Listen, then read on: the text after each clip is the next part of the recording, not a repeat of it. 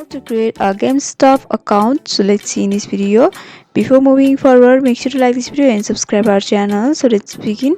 First of all, you have to open up your preferred browser in your PC. After that, in the search bar, you have to search for GameStop. After a few seconds, you'll be able to see the search results. So you have to go for login or create an account option. Since we are going for creating an account, you have to go for create account option, which is in the black letter in the button, and here in the left hand side you have to enter your all the information to create your account. Since we are creating our account for the first time, you have to select the new account over here. So you have to, after that, you have to enter your first name, last name, your email address and password. You have to create your password.